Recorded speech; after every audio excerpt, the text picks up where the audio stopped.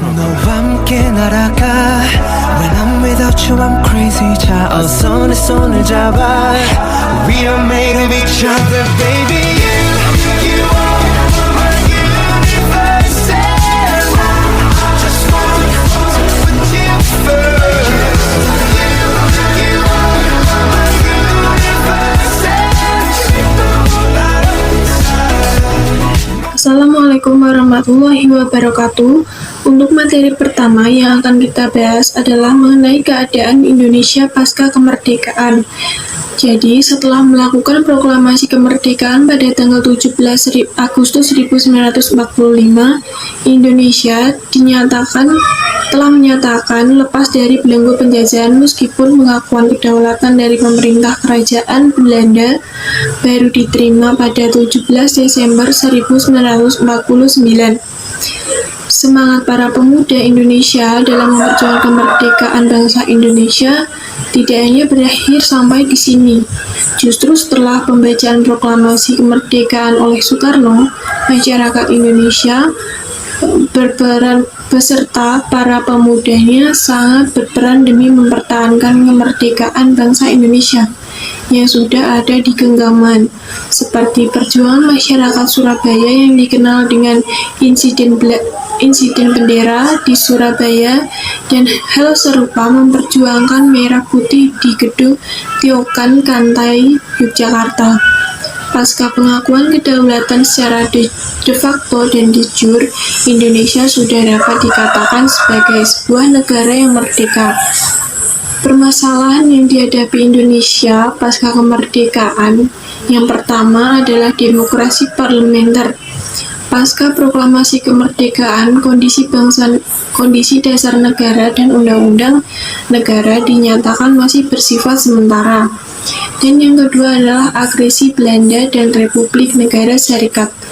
Tahun 1948, agresi Belanda masih berlangsung di Indonesia pemerintahan, dipusatkan di Yogyakarta. Masih banyak pemimpin bangsa ditangkap dan diasingkan. Di antaranya adalah presiden dan wakil presiden, serta beberapa menteri-menteri yang lainnya. Yang ketiga adalah Dekret Presiden 1949. Jadi, dalam jangka waktu 5 tahun setelah ditetapkannya NKRI dan Undang-Undang Dasar sementara 1950, bangsa Indonesia masih menghadapi masa sulit. Salah satunya dalam menuntaskan Undang-Undang 1945 yang di dalamnya tercantum Pancasila. Melihat hal tersebut, Presiden Soekarno mengumumkan Dekret Presiden pada tanggal 5 Juli 1959 yang isinya menyatakan pembubaran Undang-Undang Dasar sementara dan diputuskan berlakunya kembali Undang-Undang Dasar 1945. Permasalahan yang terakhir adalah Orde Baru. Pada tahun 1966 tercatat lahirnya Orde Baru di bawah pimpinan Jenderal Soeharto yang secara definitif diangkat sebagai Presiden Republik Indonesia. Dalam evaluasi masa pemerintahan Orde Baru, masih banyak ditemui penyimpangan yang cukup menonjol. Di antaranya adalah pemusatan kekuasaan, sifat otoriter pemerintahan, korupsi, kolusi, nepotisme, dan yang lain-lainnya. Sekian dari penjelasan saya. Assalamualaikum warahmatullahi wabarakatuh. Assalamualaikum warahmatullahi wabarakatuh. Perkenalkan, nama saya Banafsa Syafa Adiktafianida, NIM 078.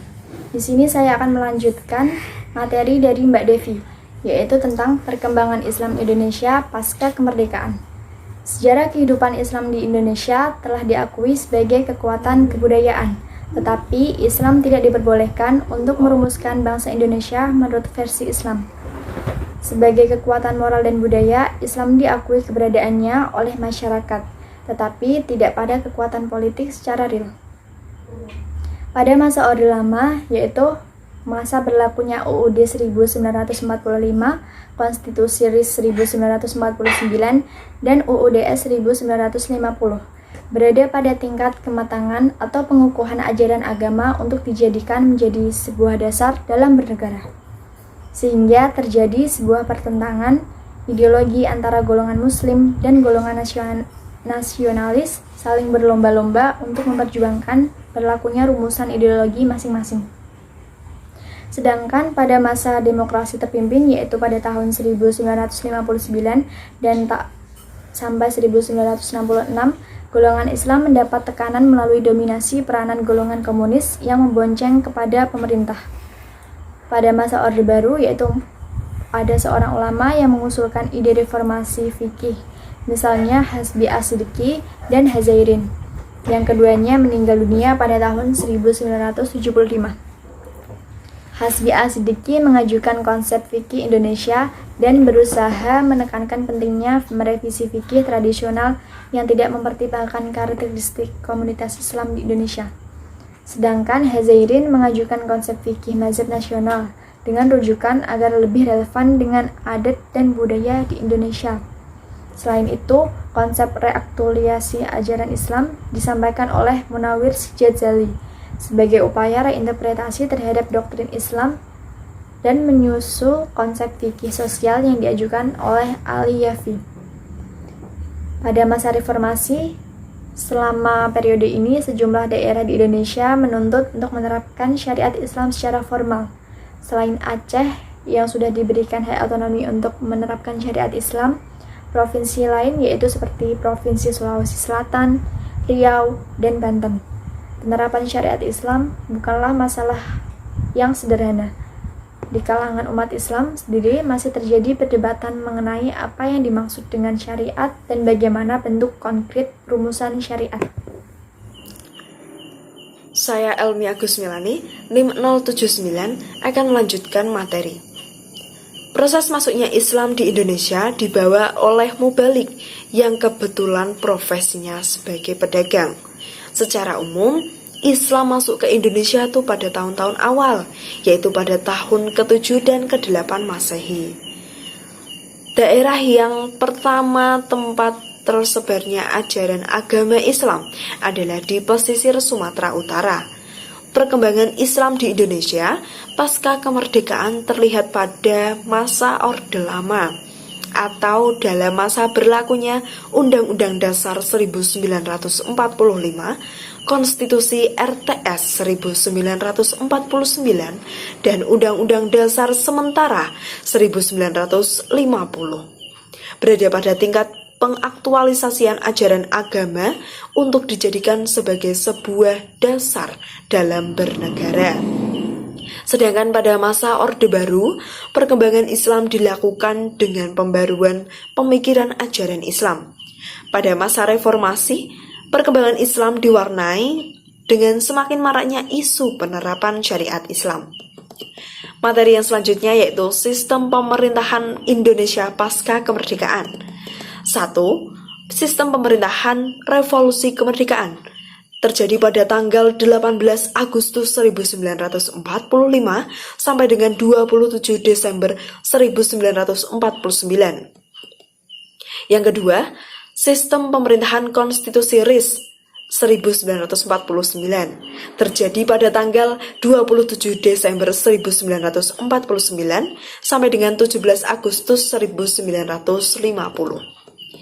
Yang ketiga, sistem pemerintahan Undang-Undang Dasar 1950 terjadi pada tanggal 17 Agustus 1950 sampai dengan 5 Juli 1959. Saya, Wahyu Setiawati, NIM 090 akan melanjutkan materi. 4. Perdebatan konstituante dan dekret Presiden 5 Juli 1959 pada masa demokrasi terpimpin. Pemilihan anggota konstituante dilakukan pada bulan Desember 1955 dan pada tanggal 10 November 1956. Dilaksanakan pelantikan tim konstituante. Soekarno menggunakan hak dan kekuasaan tertinggi sebagai presiden, yakni menggunakan dekret presiden. Isi dari dekret presiden yaitu A. Pembubaran konstituante, B. Berlakunya kembali UUD 1945 dan tidak berlaku kembali UUDS. C. Pembentukan MPRS dan DPAS. 5. Sistem pemerintahan menurut UUD 1945 sebelum amandemen UUD 1945. Amandemen Undang-Undang Dasar Negara Republik Indonesia telah terjadi sebanyak 4 kali. Tahun 1960, sistem pemerintahan dan bentuk pemerintahan kembali menjadi kesatuan dan sistem presidensil. 6. Sistem pemerintahan Indonesia setelah amandemen UUD 1945. Menurut Sumantri, A. Kepala negara dan kepala pemerintah dipegang oleh presiden. B. Presiden bertanggung jawab secara langsung kepada rakyat. C. Rakyat memilih langsung presiden dan wakil presiden dan tidak dapat dijatuhkan oleh lembaga negara. D. Tidak mengutamakan asas pemisah kekuasaan tapi mengutamakan asas pembagian kekuasaan. E. Para menteri bertanggung jawab kepada presiden. Sistem pemerintahan Indonesia sampai dengan sekarang adalah sistem presidensil, karena eksekutif dan legislatif memiliki fungsi dan tugas yang mewajibkan antara keduanya untuk saling mengawasi. Assalamualaikum warahmatullahi wabarakatuh. Perkenalkan, saya Indah Wijiastuti, NIM 101. Di sini saya akan menjelaskan materi tentang keadaan terjadinya pertarungan ideologi negara Islam, Kristen, dan juga nasionalis. Nah, pada saat itu ada dua organisasi yang memiliki ideologi dan tujuan yang saling bertolak belakang, yaitu antara Sarekat Islam dan juga PNI. Organisasi Sarekat Islam didirikan oleh Haji Saman Hudi pada tanggal 11 November tahun 1912 di Solo.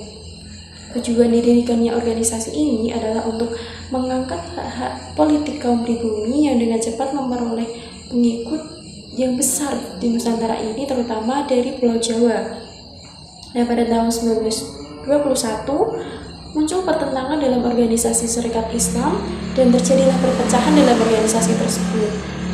Dan kemudian menjadikan Sarekat Islam ini kurang menarik bagi kalangan intelektual yang lebih muda dan terdidik secara barat. Nah, karena perpecahan di Sarekat Islam ini, maka Presiden Soekarno yang merupakan anak didik dari Cokro Aminoto memutuskan untuk membentuk suatu organisasi politik, yaitu Partai Nasional Indonesia atau PNI. Tujuan dari PNI ini adalah menyempurnakan kemerdekaan Indonesia, dan PNI inilah pilihan terbaik untuk kemerdekaan maupun masa depan Indonesia, baik untuk yang kaum muslim maupun kaum non-muslim. Terima kasih. Assalamualaikum warahmatullahi wabarakatuh.